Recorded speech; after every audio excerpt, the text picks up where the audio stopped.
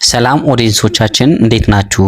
ብስራተ ገብርኤል ላፍቶ ሞል አካባቢ የቤት ዋጋ ምን ያክል ደረሰ ብላችሁ ለምትጠይቁ ደንበኞቻችን በሙሉ ዛሬ በከፊሉ በዚህ ቪዲዮ ለማሳየት እሞክራለሁ።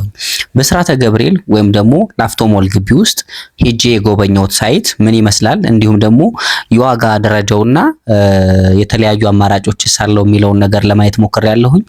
በተለያዩ የካሬ አማራጮች ከባለ 1 እስከ ባለ 3 መኝታ ቤቶችን ከ15% ቅድመ ክፍያ ጀምሮ እንዲሁም ደግሞ እስከ 30% የሚደርስ እውነተኛ ቅናሽን አዘጋጅተው እየሸጡ መሆኑን አረጋግጫለሁ።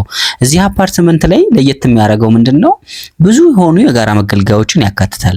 ለምሳሌ ያክል ጂምናዚየም፣ መዋኛ ገንዳ፣ ስፓ፣ የልጆች መጫወቻ፣ ላይብራሪ፣ ቴራስ፣ የከርሰ ምድር ውሃ፣ ባካፕ ጄኔሬተር እንደነዚህ አይነት የመሰሉ ነገሮችን ሙሉ በሙሉ ያካተተ ቆንጆ የሚባል አይነት ዲዛይን ያለው የመኖሪያ አፓርትመንት ቤት ነው።